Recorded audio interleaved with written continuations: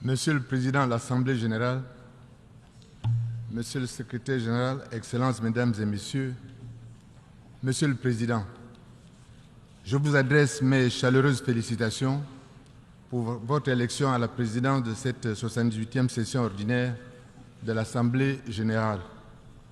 Je rends hommage à votre prédécesseur, M. Saba Korosi, pour le travail accompli pendant son mandat.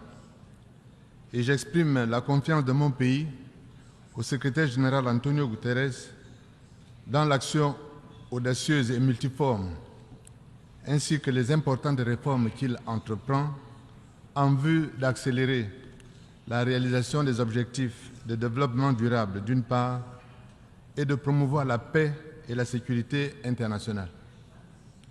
Monsieur le Président, je me tiens devant cette auguste Assemblée dans un contexte sans précédent pour mon pays, passé par la case frayeur à la suite d'un processus électoral chaotique qui a été interrompu le 30 août dernier par les forces de défense et de sécurité. Naturellement, cette intervention a été condamnée par la communauté internationale au nom de la violation des exigences démocratiques de dévolution du pouvoir. Il est cependant utile pour l'équilibre de l'information et pour dissiper certaines suspicions de rappeler précisément le contexte politique gabonais qui a précédé et justifié cette prise de pouvoir. On aurait tort, de notre point de vue, de prononcer des sentences sans nuance et de faire des amalgames faciles, désaccordés des réalités de notre contexte. Qu'il me soit donc, en tout premier lieu, permis de rappeler au souvenir de chacun l'expérience de l'élection présidentielle de 2016, dont la situation actuelle est l'une des conséquences. Tout le monde s'en souvient. Cette élection a fait l'objet d'un rapport circonstancié de la mission électorale de l'Union européenne, qui avait dénoncé un processus frauduleux, insincère et dépourvu de toute transparence, avec des résultats défiant les lois de la statistique. Elle a surtout été caractérisée par des violences, avec de nombreuses pertes de vies humaines et d'importantes dégradations de biens pour l'ensemble de la collectivité. Pour tenter de désamorcer cette situation, dont le coût social a été élevé, il a été organisé en 2017 un succès d'année de dialogue qui s'est tout de même soldé par le retour à un scrutin à 2 tours. C'est cette petite concession à la démocratie qui a été de nouveau reprise au premier semestre 2023, avant même qu'elle ne soit expérimentée. Le régime n'entendait donc pas renoncer à sa stratégie de fraude. De 2017 à 2022, aucune préparation des élections prévues constitutionnellement de se tenir au plus tard le 26 août 2023 n'a été entreprise. Cette dernière a commencé en février 2023 et a concentré un nombre invraisemblable d'entorses et de distorsions faites au cadre constitutionnel, législatif et réglementaire des élections, y compris alors même que le processus électoral était déjà lancé. Je peux citer, entre autres, si vous me permettez cet inventaire non exhaustif, le retour aux élections à un tour, le choix d'un président du Centre gabonais des élections, notoirement partial, en raison de sa qualité de membre connu du parti au pouvoir, l'absence de fiabilité du fichier électoral, affecté par la présence nombreuse de personnes décédées, la suppression des dispositions permettant la représentation de tous les candidats dans les bureaux de vote en violation flagrante du principe d'égalité, la modification en violation du simple principe de la hiérarchie des normes, des dispositions législatives issues de la loi portant dispositions communes à toutes les élections politiques par décret, le couplage des candidatures aux élections présidentielles et législatives. On peut donc observer que toutes les saisines faites par les différentes composantes de l'opposition et de la société civile pour contester ces modifications ont été rejetées sans examen par une cour constitutionnelle inféodée au pouvoir. Tout observateur attentif, honnête et de bonne foi de la vie politique gabonaise de ces dernières années avait pleinement conscience de la dégradation de la situation. les uns et les autres, au sein de l'opposition gabonaise, sont allés voir les missions diplomatiques, puis ensemble, le 9 août 2023, se sont rendus chez le représentant spécial du secrétaire général des Nations Unies pour l'Afrique centrale et qui réside à Libreville au Gabon, pour le prévenir du tournant que prenait le processus électoral et du danger qu'il y avait à maintenir sa conduite en l'état de ses constatations.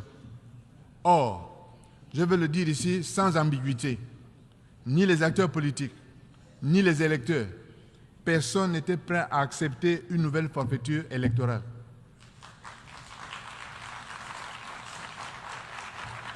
Cette détermination, connue de tous, n'a pas empêché le Centre gabonais des élections d'acheminer les urnes sous son seul contrôle et sans aucune étanchéité, de procéder frauduleusement à des modifications des procès-verbaux dans les lieux de centralisation des résultats distincts des lieux où les élections s'étaient tenues.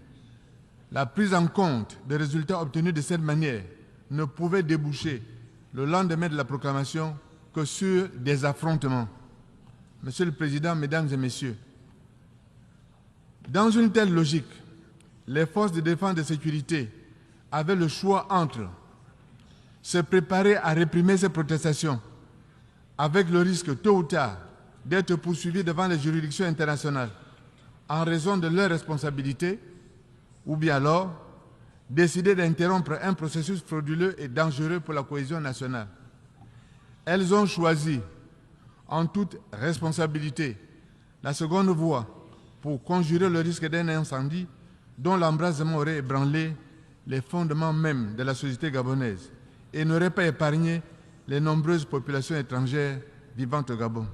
Je voudrais le répéter, elles ont choisi de façon responsable la seconde voie pour conjurer le risque d'un incendie dont l'embrasement aurait ébranlé les fondements même de la société gabonaise et n'aurait épargné les nombreuses populations vivant au Gabon.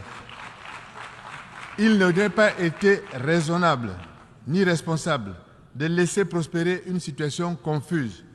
Le basculement dans un cycle de violence aurait constitué un désastre d'ensemble. En conséquence, cette intervention militaire, sans effusion de sang, sans aucun dégât matériel constaté, a été un moindre mal. La population l'a approuvé dans une très large mesure par des scènes de liesse spontanée que chacun a pu suivre partout dans le monde grâce aux images qui ont circulé et à la majorité de la classe politique s'est retrouvée soulagée d'avoir évité une issue incertaine.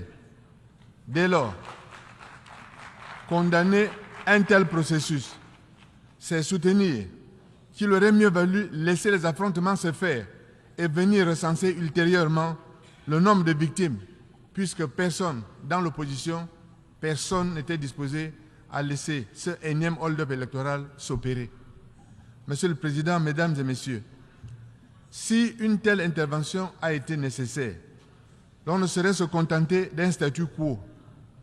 Il faut, sans délai, dans une démarche inclusive, préparer les réformes et revenir à un jeu institutionnel ordinaire qui permette la dévolution du pouvoir par les élections. La feuille de route du gouvernement de transition que je conduis depuis 2 semaines vise à restaurer la confiance, à procéder à des corrections majeures du cadre des élections, à restaurer les institutions et à préparer la mise en œuvre de ces réformes.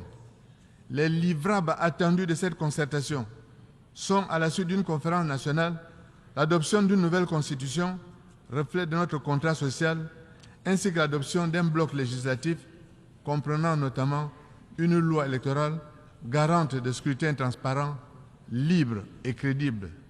C'est pourquoi, d'ores et déjà, pour la semaine prochaine, une conférence de presse a été convoquée. J'indiquerai à cette occasion le calendrier des consultations de l'ensemble de la classe politique ainsi que de la société civile et je mettrai à profit cette occasion pour décliner le chronogramme des différentes étapes qui conduiront à de nouvelles élections. Dans cette perspective, ce dont le Gabon a le plus besoin, c'est d'un encouragement et d'un accompagnement pour conduire ces chantiers dans des délais que chacun veut raisonnables. J'ai saisi donc cette occasion pour lancer un appel solennel à l'ensemble de nos partenaires bilatéraux, régionaux et multilatéraux pour accompagner et soutenir les langues populaires de salut national en vue de renforcer les fondements de l'état de droit et de la démocratie pour une prospérité partagée. Dans cette phase charnière de notre destin et de notre histoire, le peuple gabonais, qui s'unit dans la concorde autour du comité de transition pour la restauration des institutions, se souviendra avec reconnaissance de la solidarité et de la confiance des peuples d'Afrique et du monde entier qui se tiendront à ses côtés pour l'aider à préserver sa place dans le concert des nations.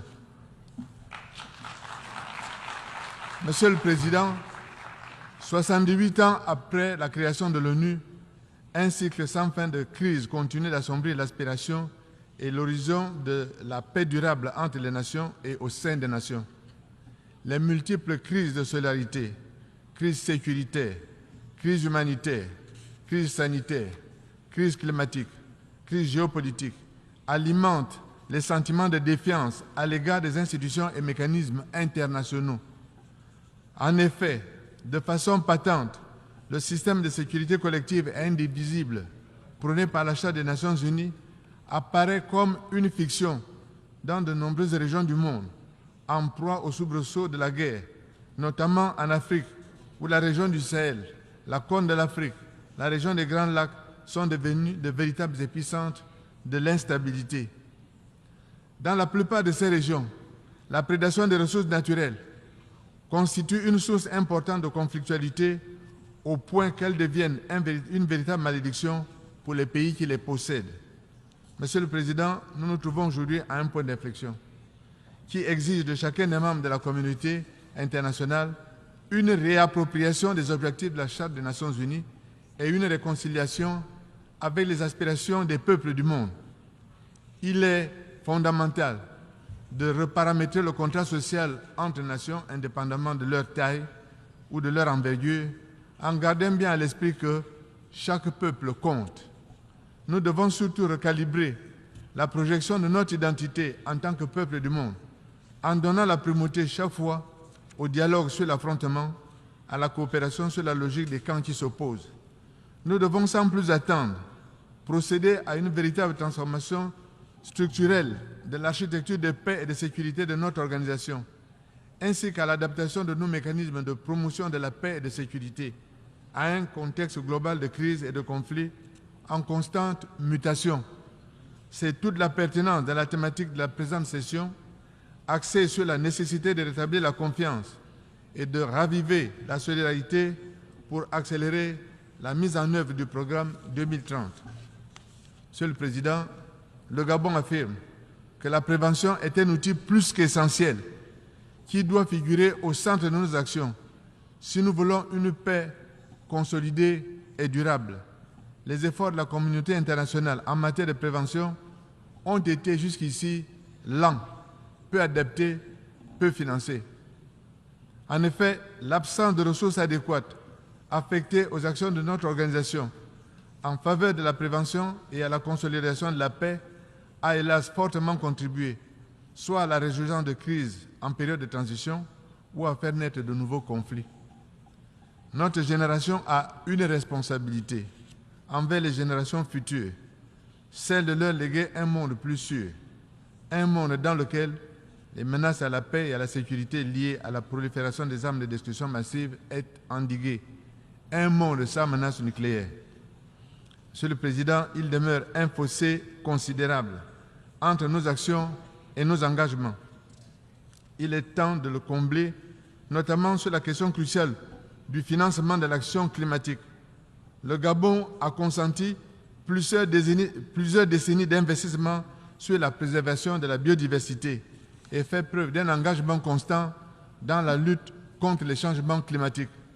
Les nouveaux pactes financiers, dette nature, offrent des opportunités d'accroître des budgets consacrés à la protection de la biodiversité, de répondre à l'insoutenabilité de la dette des pays en développement et de lutter contre les changements climatiques.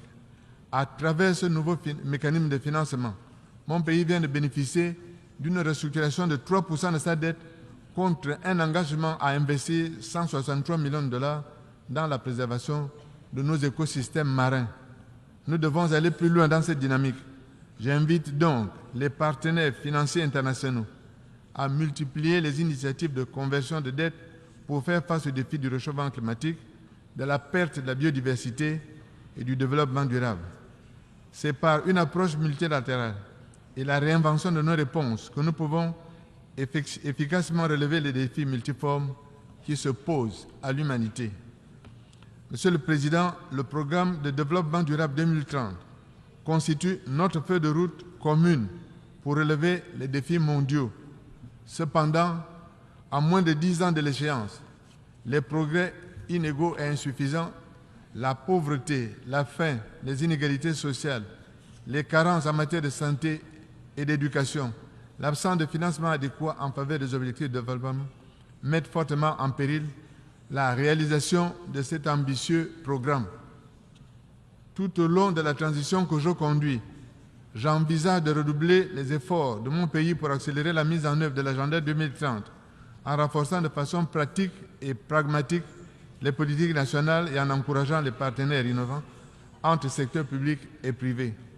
Par ailleurs, j'entends mettre un accent sur l'action au niveau local par les autorités, la société civile et le secteur privé en impliquant pleinement les citoyens, notamment les jeunes et les femmes.